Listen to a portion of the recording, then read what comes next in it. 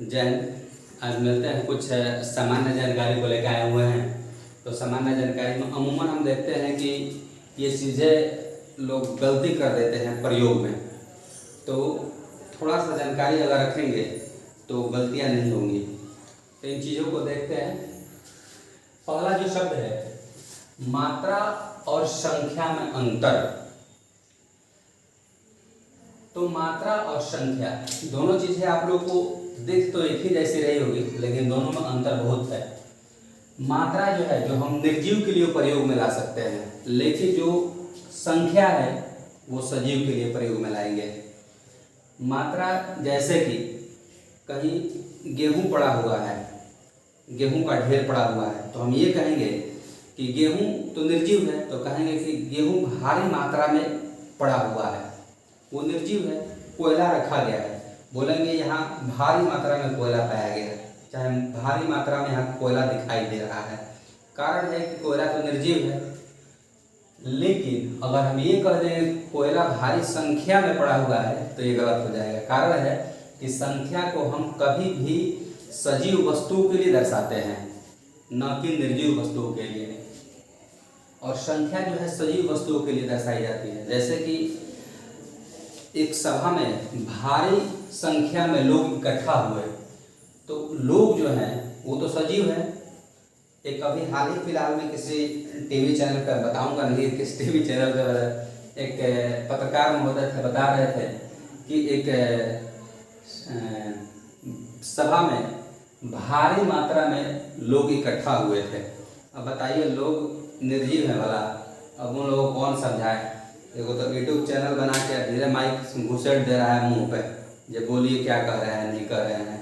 ज्ञान को खगा होगा कुछ नहीं है, लेकिन चलेंगे बता। खैर, तो कभी भी ध्यान देंगे कि जो मात्रा है वो निर्जीव के लिए, जैसे कि भारी मात्रा में यहाँ कोयला पड़ा हुआ है, कोयला निर्जीव है। और संख्या जो है सजीव है, यहाँ भारी संख्या में लोग इकट्ठा हुए हैं तो लोग सजीव है। तो इन दोनों में अंतर यही है, ध्यान रखिएगा प्रयोग करते समय। बधाई और शुभकामना, अमूमन हम जन्मदिन पे किसी को बधाई भी दे देते हैं, किसी को शुभकामनाएं दे देते हैं। चाहे कहाँ बधाई देनी है, कहाँ शुभकामनाएं देनी है, ये चीज़ को हम नहीं जान पाते हैं। तो कहीं शुभकामना की जगह बधाई को चेप देते हैं या दे देते हैं, और जहाँ बधाई शुभकामना देनी होती है वहाँ बधाई दे देते हैं। तो देखिए बताते हैं, बधाई जब कोई आप कार्य कर रहे हैं तो अगर सफल हो गए तब बधाई दी जाती है। अगर कोई काम आप करने जा रहे हैं तो उसके लिए शुभकामनाएं दी जाती है। जैसे कि मैं अगर आईएएस का तैयारी कर रहा हूं तो मैं आईएएस का एग्ज़ाम क्वालिफाई कर गया तो मुझे बधाई दी जाएगी।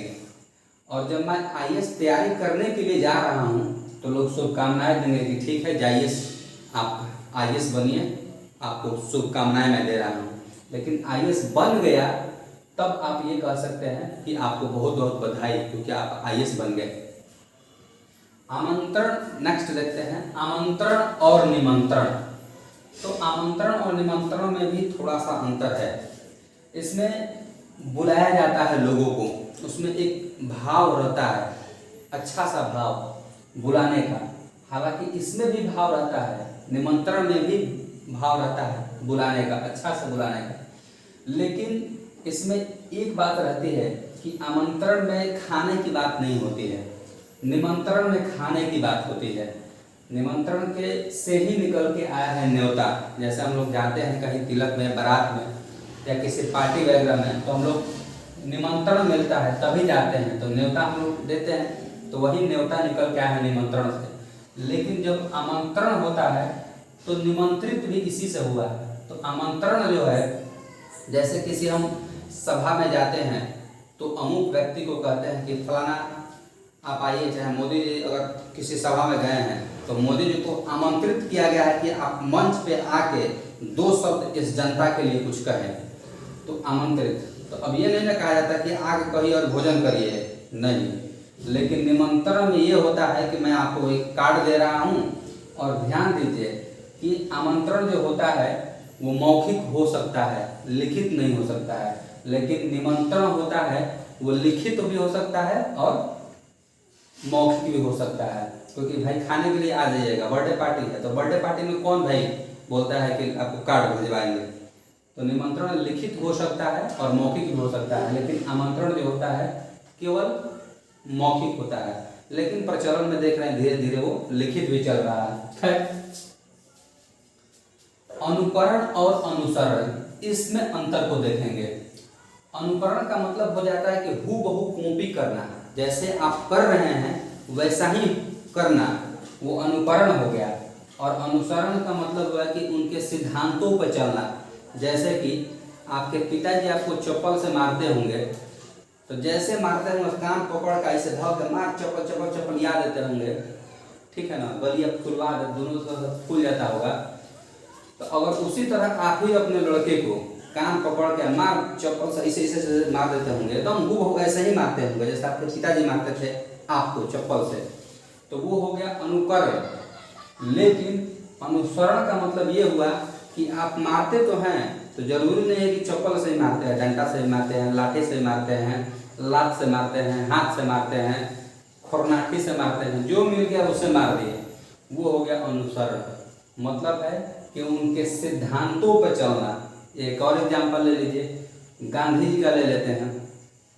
अनुकरण, जैसे गांधी जी की तरह एकदम बाल और नहीं था उनका, तो बाल खत्म करवा लीजिए, छिलवा लीजिए, चश्मा पहन लीजिए, किताब ले लीजिए, लाठी ले लीजिए, उन्हीं की तरह बन जाइए और चलिए, तो वो हो गया अनुकरण। मतलब उन्हीं की तरह हूबहू करना, कॉपी करना, फोटो कॉपी, जीरोक्स समझ रहे हैं ना, वही वो अनुकरण हो गया। लेकिन उनके सिद्धांतों पे चलना अनुसरण हो गया। मान के चलिए उनका सिद्धांत क्या था, अहिंसा परमो धर्म, अहिंसा को मानना, ये था। तो आप अहिंसा के मानने वाले अगर आप भी हैं तो आप अनुसरण कर रहे हैं, मतलब गांधी की जैसा करते थे, अनुसरण वाले काम करते थे। सिद्धांत उनका था कि किसी को मारना नहीं है, अहिंसा हिंसा नहीं करना है, तो वो हो गया अनुसरण। आई होप आप लोग इसको भी समझे होंगे अच्छे तरीके से। दो मैं एग्जाम्पल दिया इसलिए। अधिकारी और पदाधिकारी, अधिकारी और पदाधिकारी में पद और कार्य का अंतर होता है। अधिकारी का एक विशेष कार्य होता है, पद नहीं होता है, लेकिन पदाधिकारी में एक पद के साथ साथ विशेष कार्य होता है। दोनों में देखा जाए तो दोनों थोड़ा सा अंतर है। ये दोनों कार्य करते हैं, विशेष कार्य करते हैं, जिस कार्य के लिए आपको प्रतिनियुक्त किया गया है वो काम करते हैं। लेकिन इसमें पद का अधिकारी होता है, मतलब उसको बना के दिया जाता है कि बीडीओ है, सीओ है, बीईओ है, जैसा प्रखंड शिक्षा पदाधिकारी, BEO block education officer, BDO block development officer, तो वो लोग प्रखंड शिक्षा पदाधिकारी, प्रखंड विकास पदाधिकारी, तो एक पद दिया गया है और उनका पद के साथ साथ अधिकार भी है कि आपको ये काम करना है। लेकिन अधिकारी के साथ साथ पद नहीं होता है, कार्य दिया जाता है कि हाँ भाई आपका ये है। इनका सीमित दायरा है, इनका सीमित नहीं होता है। आते हैं कुछ देखते हैं। अमूमन आजकल के बोलचाल के भाषा में हम लोग बहुत सारे ऐसे शब्द हैं जो गलत प्रयोग में ला देते हैं, लेकिन उसका सही क्या है इस चीज़ को देखते हैं। जैसे कि हम आजकल देख रहे हैं, अभी हाल ही फिलहाल में 2 माह पहले लगन था, शादी विवाह का दिन था, उसमें देख रहे थे सब लोग कहते हैं ए बारात चल हो, जो कि गलत है। ये बारात नहीं होता है, बारात होता है, जिसका जो शब्द है बर यात्रा से बारात निकला है। बर यात्रा जो है वो तत्सम शब्द है बारात का, बारात का बर यात्रा जो है वो तत्सम शब्द है बारात। इसमें देखा जाता है कि जो इसको जब बारात को उर्दू में जो अपनाया गया तो एक फारसी का उपसर्ग बा है, फारसी का उपसर्ग ये बा है, फारसी का उपसर्ग बा है। उपसर्ग हम जानते हैं कि शब्दों के पहले लगाया जाता है और शब्दों के बाद प्रत्यय लगाए जाते हैं। तो बा जो है ये जब उर्दू अपना रहा था बारात को, तो जब उसमें उपसर्ग लगा तो फारसी का था उपसर्ग बा, तो इसी से बा से बारात हो गया, जो बिगड़ गया। अब अमूमन वही हम लोग फारसी उर्दू वाला ही अपनाना शुरू कर दिए बारात, जो कि गलत है। लेकिन हिंदी के दृष्टि से देखा जाए तो सही है बारात, जो कि बर आत मैंने बर की जो आने की बात होती है, बर मैंने दूल्हा जिसकी शादी विवाह होती है, जब लड़की के घर जाते हैं तो वहीं बर आत मैंने दूल्हा आ रहा है, वही हो गया है। बारात बिगड़ गया उससे। आई होप आप लोग ये भी समझे होंगे। एक दूसरा देखेंगे हेमलेट, जो कि गलत है, इनकरेक्ट में लिखे हैं हेमलेट। एक होता है हेलमेट, तो जो हम लोग बाइक चलाते समय पहनते हैं वो होता है हेलमेट, और जो नहीं हम लोग पहनते हैं वो हेमलेट नहीं होता है, हेलमेट होता है। हम लोग बार बार देखते हैं कि बहुत सारे लोगों को मुख से हम सुनते, पढ़े लिखे लोग भी इसका प्रयोग कर देते हैं कि तनी हेमलेट लाइएगा, जाना है मार्केट, तो हेमलेट नहीं होता है, हेलमेट होता है। हेमलेट का मतलब होता है छोटा गांव, कस्बा, गली, मोहल्ला। और आराधना, देखते हैं कि कहीं कहीं बोलने में भी, उच्चारण में भी, प्रोनाउंसिएशन भी लोग गलत करते हैं। आराधना इसका होता है प्रेयर, मतलब प्रार्थना करना, आराधना होता है, और आराधना नहीं होता है। ठीक है, अभी जब इसको हम सारी चीज़ों को हम बना रहे थे, एक मेरे ही दोस्त मित्र मिल गया, तो वो सब देख रहे थे, बोले कि बहुत अच्छा कर रहे हैं। एक और हमारा बताइए कि कुमारी और सुश्री में अंतर क्या है। कुमारी और सुश्री में अंतर क्या है, सोचे कि इस चीज़ को भी बता दें आप लोगों को। तो कुमारी जो होता है वो जो अविवाहित लड़की रहती है उसके लिए कुमारी लगाया जाता है, और सुश्री भी अविवाहित लड़कियों के ही लगाया जाता है।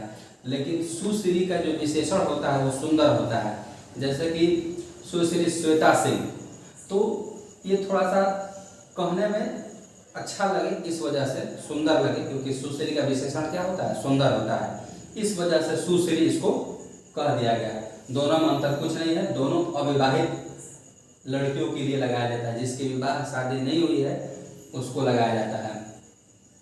श्रीमती, जो लड़कियां विवाहित हो जाए उसको श्रीमती लगा देते हैं। जैसे कि मान के चलिए कि अगर कोई लड़की है, अगर मान के चलिए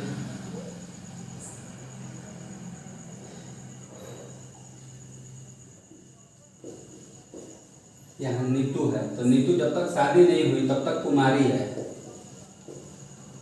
और जब इसकी शादी हो गई तो श्रीमती नीतू देवी।